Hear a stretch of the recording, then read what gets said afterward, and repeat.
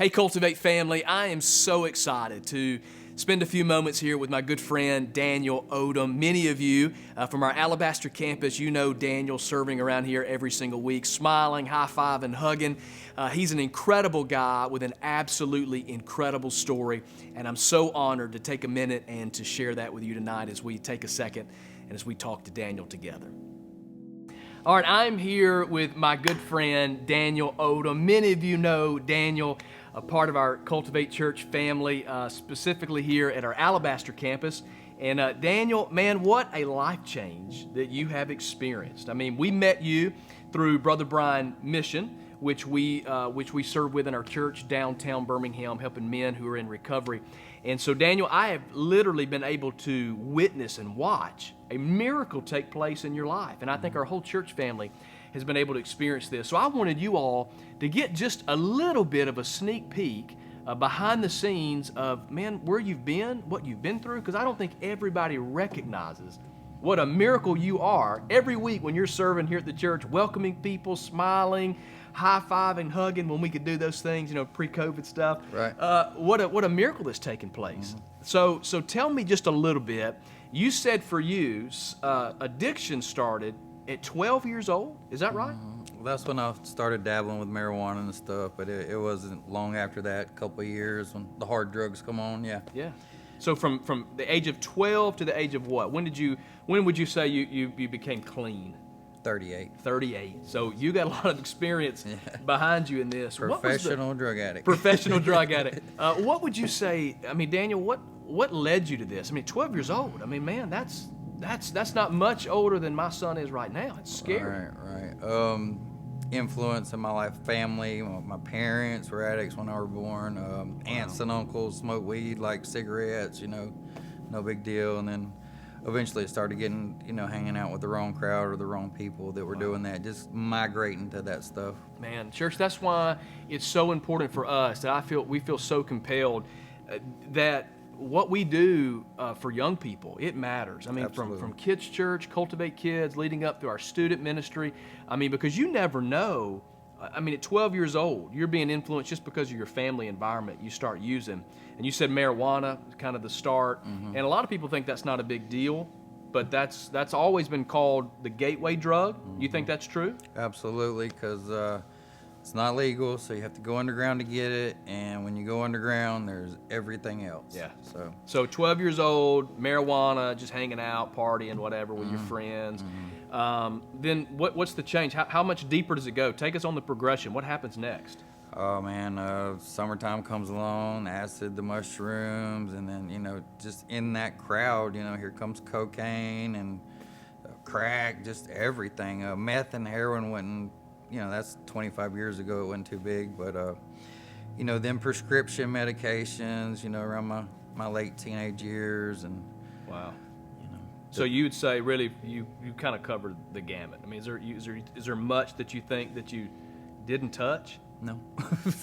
You said no drug untouched. No. You pretty much covered them all. Yeah. And so what became the drug that got you? Where was the moment? Because I'm sensing, hey, we got a progression here. Mm-hmm. It just gets, what is it, because your body's needing something more? It was the prescription. I got into Oxycontin when I was about 19. Then the tolerance just started getting bigger and bigger and bigger. And those prescriptions don't last long once you're eating 20 or 30 of them a day or whatever you're doing with them, so they only last 2 or 3 days. So it's kind of like you're forced to go to the street, and get that little cheap $20 bag of heroin. Wow. That gives you the same effect. Wow. So heroin, that's kind of where it led to. Is that the? Mm-hmm. What was were there no red flags? I just want to ask what most people think, because people that don't have any experience with addiction, or themselves or family, they're going, what? Could you not just see this is bad? It's not helping you. Did nobody tell you? Did nobody try to help you? Did nobody take you to church? Did nobody tell you about Jesus? Like what was the disconnect? I took myself to church. Of course, I was nodding out in there, but no, it's just a lifestyle you get used to, really, and in that false maybe sense of I got energy, or I could do my job better on this. I'm not hurting, or just all kind of faults. Yeah. You know. It's almost like the devil knows how to lie to us. It's Man. almost like he's a good deceiver. I don't know if does the Bible talk a Almost, little bit about yeah, that. okay. So deception. You're deceived in this point. Absolutely. Because you had to have had somebody say, "Hey, Daniel, man, you're going down the wrong road. This isn't good. Don't you see that you're destroying yourself?" Oh, I had many opportunities. My grandfather would have sent me to the University of Alabama if I would have acted right. But, Yeah, if you'd have taken that Yes, route over the other. College, it messed that up for me. Ended up dropping out of there because I couldn't keep the grades. I was too worried about getting high. Yeah. So obviously, by that statement, it didn't turn out well. I mean, life wasn't going, I guess, the way you had hoped or would have thought. What did life look like? I mean, in the deepest of your addiction and stuff, what was life like? It was miserable. Like I said, you kind of get addicted to the lifestyle though, and I was a nobody really. My family didn't want to talk to me. I've lost everything, material items, over and over and over, and staying in the system. And it really wasn't. If I had a misdemeanor or a felony, it was just like traffic tickets and stuff. I wouldn't pay them because I was too busy spending on drugs. So. Always having to run from the law because I have warrants over here for a speeding ticket or a parking ticket I didn't pay. So, it was just always on the run, just a slave, just totally miserable. Slave to the substance, slave to the next fix, slave. And the Bible talks about we become a slave to sin. We have to choose who we serve. Choose this day who you will serve. And the reality is, if we're not serving Jesus, we're serving the world. We're serving ourselves, our own desires, the Bible says the lust of the flesh, and so you've let these things begin to overtake your life. That's where you are at this point. Absolutely. And so the drugs, so you're saying no money because you couldn't even pay your parking ticket. You're buying drugs. Right. So that has to tell me that the quality of life was not great. No, What was I mean, were you taking care of yourself, or were you a functioning addict? Did you have a good job? Did you have a good place to live? Were you taking care of yourself? What was it like? Yeah, I don't think there's any such thing as a functioning addict because you're always ignoring something. You have to get the money to get high. You have to take the time to get high or go buy it, then get high. You're talking about, hey, that's done took 6-7 hours out of your day when you could have been talking to your wife or your kid or your family members or planning something to do in your life that's positive. And I think it takes all that away. What was your lowest? I mean, what was the turning point for you where you just, I feel like everybody, is this true? Everybody has to have a moment where they wake up and go, well, where am I? How did I get here? How do I get out of this? Did you experience that? My rock bottom was laying in jail after I got arrested. A police witnessed me injecting some heroin. He knocked on my passenger window. I looked at him and looked back at and I pushed it in, and he didn't even make it around to my driver door before I was gone. They had to Narcan me and resuscitate me or whatever. But so of course I went to jail, and I was 125 pounds, and stupidly I told them I wanted to kill myself, and they put me on suicide watch, and I'm laying there on that steel bed, bones just digging in it, and I started screaming for Jesus to help me, and that was 3 days. I mean, I was in there by myself. 3 days. Cold, hard steel, no clothes, no pillow, nothing. But he heard me, and I don't have to do this by myself anymore. Wow. So tell me about that. That one decision to call out to Jesus is what changed it. Absolutely, man. It's indescribable. I can't explain it. That's the hardest part I have is trying to tell people, make them understand, how good life is. I'm not getting paid to say these things. It's beyond my wildest dreams. Anything I could ever think of, my life is just so much better. Would you say, do you give credit to Jesus for taking away those cravings, for taking away those drugs, for taking away that life that you were in? Is that really the secret sauce, that it was Jesus? Absolutely. I'm part of many recovery groups and online, and it's 1 in a million of people that I see making it with years under their belt. Yeah.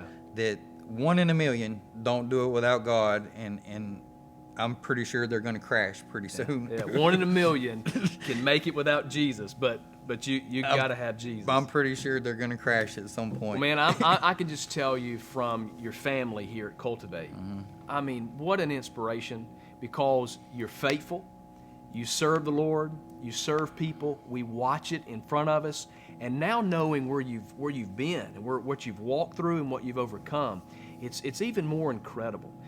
How is the church here, this church family, how has it made a difference in your life? Why is it important to you? Because you are so faithful and you do serve in so many places, but why is the local church so important? You know, it's not just a light switch coming out of what I come out of, but I mean, that was a big changing point for me, showing up here every Sunday and then beginning to serve. You know, it just took it even further. But just the wisdom and understanding. I mean, you know, just show up every Sunday. Just show up, and you'll start to get it after a while. Like I said, it's not a light switch. You know, it takes some time. Now, this is from somebody who's coming out of a life of addiction, who was a slave to a substance that you said you're saying now you had to train yourself just to show up. Taking the small steps, just show up every week. And we say that, like as a pastor, I say that, and everybody's like, oh, well, that's what you're supposed to say and all this. But it really makes a difference. I could not imagine sitting at home Sunday morning and not coming, if the doors were open, and not being here. I just could not imagine it. So showing up, and then we say this all the time, and people think, okay, that's what you're supposed to say. Serve.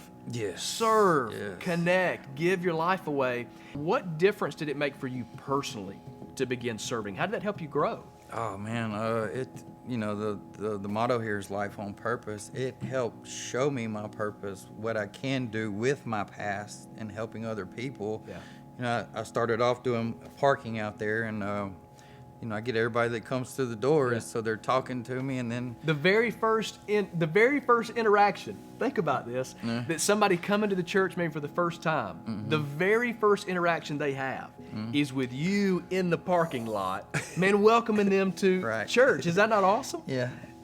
Luckily, I'm chatty, so.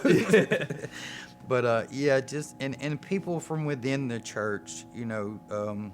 You know, maybe I wear recovery shirts here, you know, with no shame. To let people know, and you know, if I'm somebody you can talk to, and a lot of people have come out and talked to me, and awesome. You know, and that's gave me the confidence to just keep doing it. And, well, man, I am so proud of you, and I'm so thankful and so honored that you're my friend and that you're part of our family, and we just celebrate you and celebrate the difference God's made in your life. I know somebody may be watching this and you're just, man, your heart's hurting.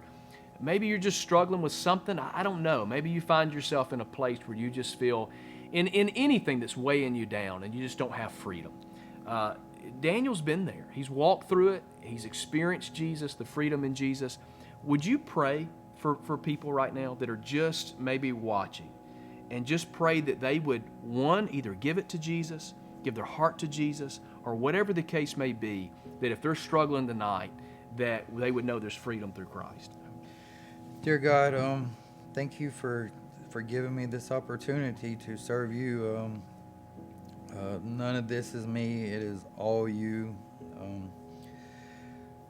I just hope and pray that you let people come to you, if it's through me, if it's through any other outlet, and let them know that you are the way and the only way to life and peace and joy and true happiness, and to live a fear-free life. Just magical it sometimes seems life.